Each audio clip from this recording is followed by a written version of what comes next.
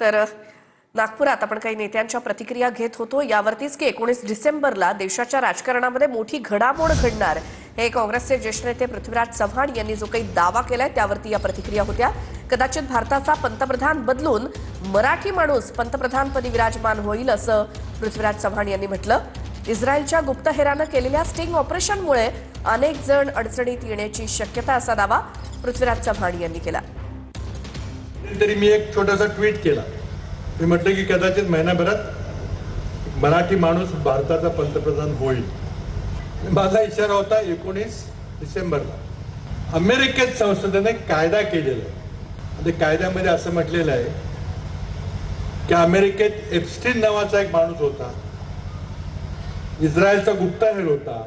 विविध प्रासादामध्ये मोठ्या मोठ्या हिमल्यामध्ये बंगल्यामध्ये सगळे कॅमेरे ठेवून व्हिडिओ करून सगळ्या बड्या बड्या मोठ्या लोकांची छायाचित्रण केलेली आहेत। ती सगळी छायाचित्रणं ते सगळे फोटोग्राफ अमेरिकन संसद कायदा करून एका महिन्याच्या आत म्हणजे 19 डिसेंबरला जाहीर करणार आहे।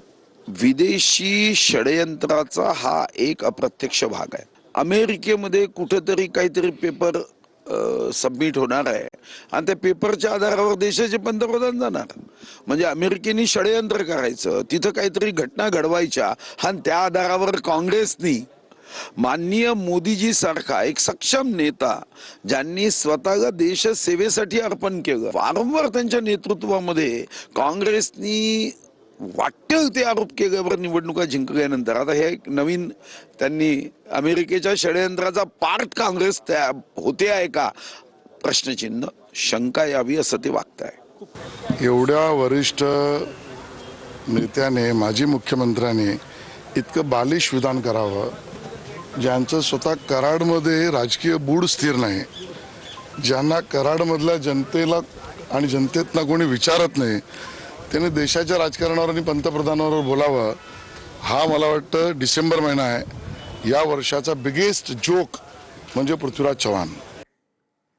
आता विरोधी पक्षनेता निवडीबाबत सर्व अधिकार हे मुख्यमंत्र्यांचे आहेत असं पृथ्वीराज चव्हाण म्हणाले।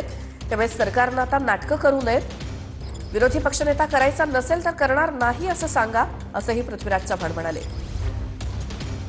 मी अजूनही मुख्यमंत्र्यांना विनंती करेल की तुम्ही सभा विधानसभेचे अध्यक्ष किंवा विधान परिषदेचे सभापती यांच्या मागे लपू नका। सगळे अधिकार तुमचे आहेत, तुम्ही म्हणाल तेच या ठिकाणी होईल आणि जे पंतप्रधान मोदी पाहिजे तेच देशात होईल। त्यामुळे हे बाकी तुम्ही नाटकं करू नका आणि तुम्हाला जर करायचं असेल तर करून टाका, नसेल करायला सांगा की नाही करणार मी। मला जनतेचा आवाज कोणीतरी त्या आवाजाला प्रतिबिंबित करेल हे काही नको आहे, मला माझ्या मनाप्रमाणे राज्य करू द्या। पृथ्वीराज चव्हाण हे ज्येष्ठ नेते आहेत, त्यांना चांगल्या प्रकारे माहिती आहे कायदा काय सांगतो। जेव्हा कायद्यामध्ये तरतूद विरोधी पक्ष नेत्या कसा असावा किंवा काय त्याचा क्रायटेरिया आहे हे अभ्यासू असलेल्या पृथ्वीराज चव्हाणांना माहिती आहे।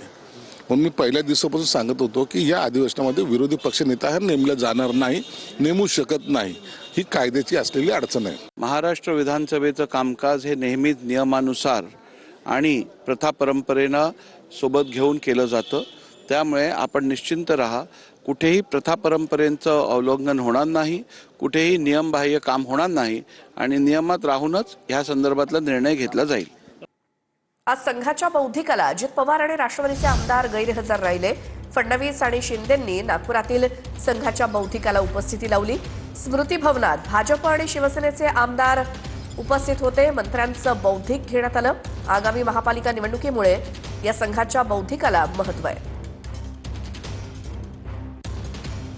ही 3 दृश्य आपण बघतोय। फडणवीसांकडनं रेशीम बागेत अभिवादन करण्यात आलं, तर उपमुख्यमंत्री एकनाथ शिंदे आणि त्यांचे सर्व मंत्री आणि आमदार हे देखील रेशीम बागेत उपस्थित होते।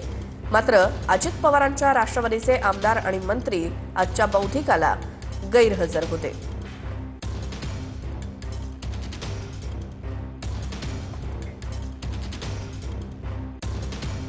नाही, ते येत नाहीत। तिसरा जो पक्ष आहे ते संघाच्या कार्यक्रमाला येत नाहीत। त्यांचे काही बाबीमध्ये त्यांचे विचार वेगळे आहेत, त्याच्यामुळं त्यांना बळजबरी घेऊन या। संघामध्ये बळजबरी कोणाला घेऊन येता येत नाही, त्यांना कोणी आणणार नाही। परंतु आमची आणि शिवसेना या दोन पक्षाची, भाजप आणि शिवसेनाचे मात्र सर्व लोक हजर असतात. आता पुणे महानगरपालिकेसाठी महायुती आणि त्याचसोबत ठाकरे बंधू आणि महाविकास आघाडी यांची मोर्चे बांधणी सुरू आहे.